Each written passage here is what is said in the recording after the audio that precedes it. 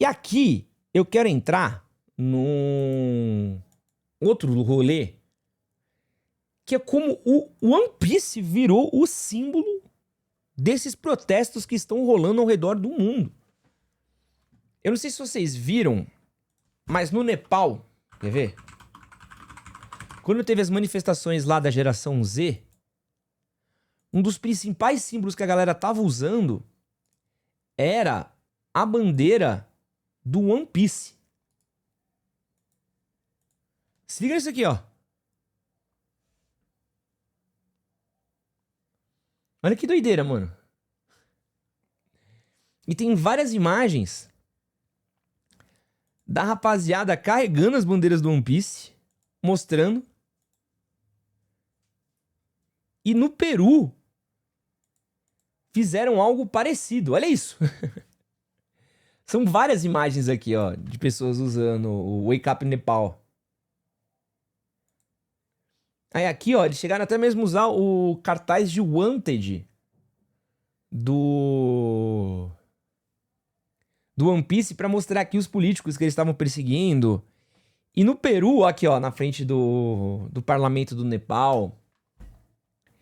E no Peru tá acontecendo a mesma coisa.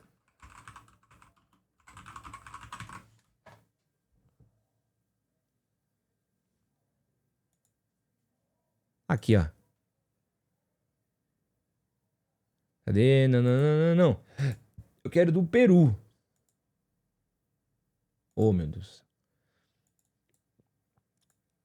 O Google às vezes me trai, foda. Mas enfim. Ah, tem um vídeo do UOL aqui, ó. Vamos ver aqui se eu acho um. Mas, ó.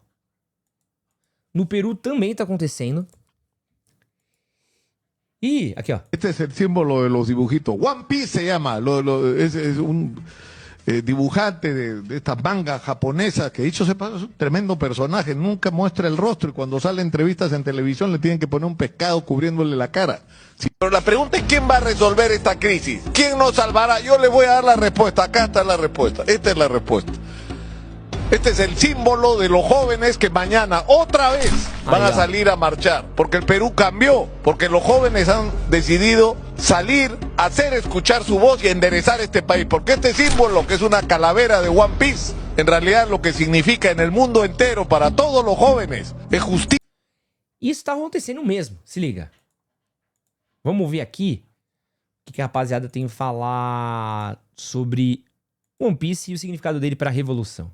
Tem sido usado em protestos no mundo todo. Indonésia, Nepal, Filipinas, França, Peru. A bandeira do bando do chapéu de palha do anime One Piece se tornou símbolo de resistência em vários países. Principalmente na luta contra a desigualdade social, como no caso do governo antidemocrático da Indonésia, na revolta popular do Nepal e nas manifestações contra o genocídio palestino em vários lugares do mundo. Para algumas pessoas pode até parecer estranho, já que é um desenho animado originado de um mangá publicado numa revista voltada para o público jovem no Japão, que é um país imperialista e conservador. Mas faz todo sentido e eu vou te contar por quê. One Piece narra a história de piratas que, no processo de alcançarem seus objetivos, encontram muitas pessoas em muitos lugares. Nessas viagens de descobertas, eles acabam fazendo amigos e enfrentando várias situações políticas. O protagonista Luffy e seu bando pirata não fecham os olhos diante das desigualdades e se envolvem sem pensar duas vezes quando tem um pedido de socorro. Nunca contra a vontade do povo,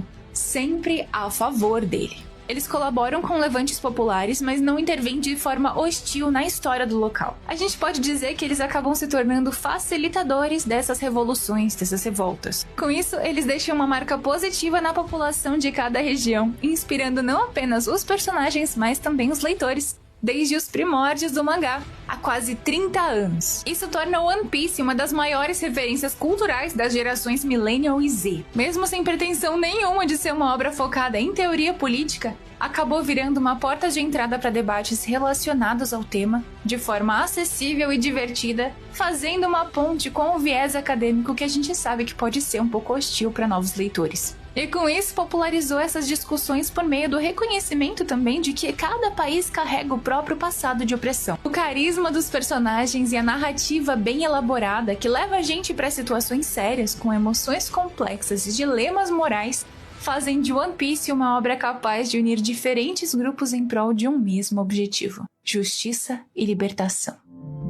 Não, assim, cara, a gente tá falando de uma obra que ela é justamente uma obra que fala sobre diferença de classe social, fala de diferença de opressão política, fala de opressão do mais forte, da minoria mais forte contra uma maioria mais fraca através de estruturas de poder, né? Fala sobre como governos usam o exército como arma para manipular as pessoas. É muito sobre isso. Não tem o que fazer. E isso é uma parada que reverbera muito com a rapaziada. Principalmente com a galera mais nova que tá revoltada. Porque assim, a gente sabe que o anime e o mangá e esse tipo de obra, ele reverbera muito com o jovem, né? Muito, muito, muito. Fala sobre escravidão, né? Então o jovem, ele tá consumindo. E aí você começa a ver... O cara vai pra rua, do mesmo jeito que a geração millennial foi pra rua e buscava as máscaras do Guy Fawkes, né? Agora o novo símbolo é a bandeira dos piratas, né? Do Mugiwara. É Mugiwara que fala, né? Do Luffy da sua turma, né? E pra mim é um paralelo muito parecido, né? Por quê? Qual que era o nosso referencial de revolução? Na época tinha saído ali o V de Vingança. E que tinha muito a ver com um pouco da revolta da galera. Então os caras trouxeram aqueles elementos e você sempre vai buscar uma inspiração em algo ali que você assistiu. Toda vez que alguém falar pra você, isso aqui não é sobre política, isso aqui não tem contexto político, vocês inventam tudo, essa pessoa é burra. Porque muitas obras, elas não precisam falar necessariamente sobre política para ser sobre política. Você não precisa estar necessariamente falando, o Luffy não vai chegar lá e falar, gente, vamos derrubar o PT, gente, vamos derrubar o Bolsonaro. Não vai falar isso.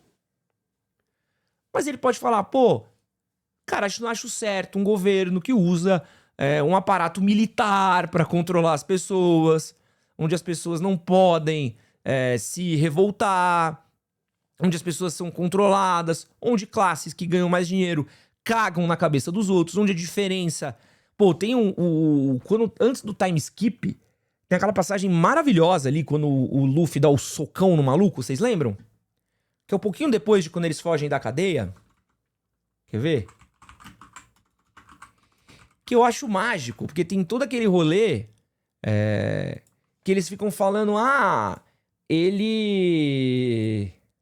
o Luffy não pode bater nele, porque ele é de uma classe muito maior, você não pode encostar em mim, você jamais faria isso, tal. E aí o Luffy senta um socaralhaço na cara do maluco. E é um bagulho tão lindo de ver assim, essa cena, mano, tão maravilhoso, né? Sabaody, o que é isso?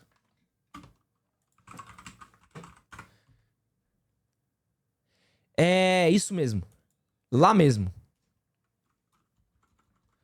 Pô, isso daí é um bagulho maravilhoso. Pô, eu lembro que é maravilhoso de ler, assim. E é justamente sobre esse espírito anárquico do Luffy, né?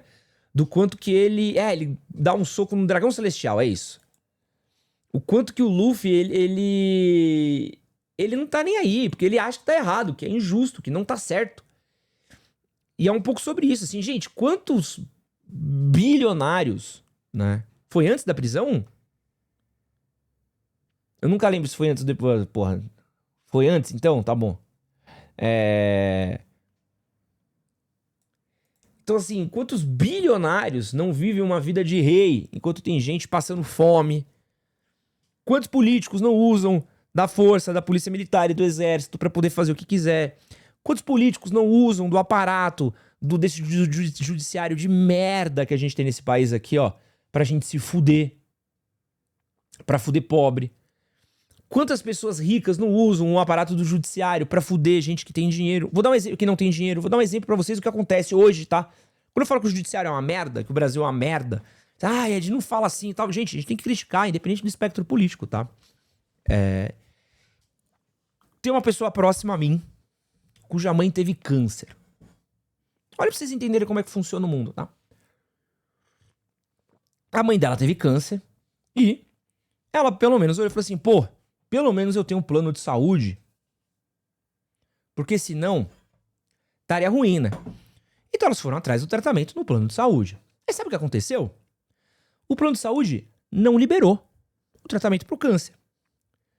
Porque falou que era condição pré-existente. Ela falou, não era. O médico provou que não era, mostrou que não era. Tinha exame, tinha tudo. Eles estavam faz tempo no plano de saúde e tal. E simplesmente não liberaram o tratamento de câncer. Agora imagina você pagando o plano de saúde, sua mãe com câncer, plano de saúde caro, tá? Papo, sei lá, de 2, 3 mil reais por mês. Que não é fácil pra ninguém. A mina tentando o tratamento não era liberado. E ela foi falar com o advogado. Sabe o que o advogado falou? Que aquele plano de saúde, né? Depois ela foi descobrir que tinham várias pessoas processando e indo atrás daquele plano de saúde. E ele não liberava tratamento pro câncer. Falei assim, meu irmão, o que tá acontecendo? Sabe o que o advogado disse?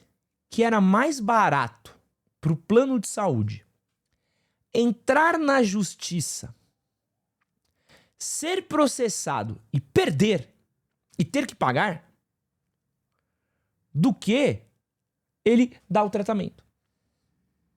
Então, então vai pra justiça. Então vai pra justiça. Não, pô, vou ter que pagar assim, vai pra justiça. Processa aí. E aí você com sua mãe, fudida de saúde, a família que tá pegando todo o dinheiro pra cuidar da vida de outro membro, você que gastou uma vida inteira de plano de saúde, se fudeu. Se fudeu. E aí você vai processar com que dinheiro? Você vai escolher teu dinheiro pra processar o plano de saúde ou vai escolher o dinheiro pra salvar sua mãe? E aí, você faz o quê? E pra piorar, você ganha na primeira instância, eles jogam pra segunda instância. Você ganha na segunda instância, eles jogam pro STF. E vai segurando. E é um processo que vai durar o quê? Seus 4, 5 anos, 6 anos. E sua mãe morrendo. Sua mãe rota, em cima da cama, passando mal. É isso. Esse é o país que a gente vive.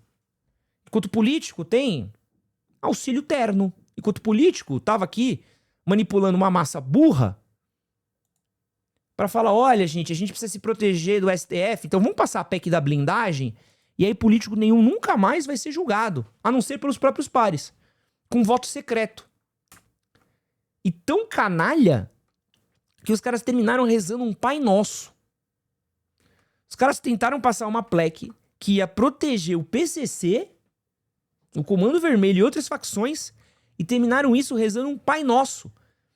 E a gente ainda teve que ouvir o discurso cínico do Nicolas Ferreira falando, não, se alguém fizer algo de errado, a gente julga. Gente, se isso não é um motivo de revolta,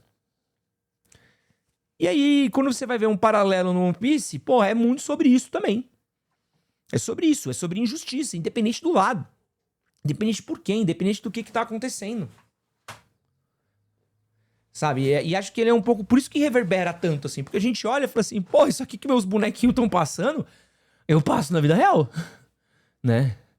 Eu passo na vida real. Que loucura, né? Que loucura. Enquanto aqui eu fico 2 horas pra sair aqui numa cidade de Tiradentes, onde eu cago numa vala, onde passa um rio de merda na rua de trás da minha casa, tem um maluco que vem, vai de helicóptero, né? Caga na minha cabeça e diz pra mim que não existe pobreza que resista a 12 horas de trabalho. Cara postando rotina, acordando 5 da manhã pra fazer banheira de gelo, acordando 5 da manhã pra pegar a linha de trem.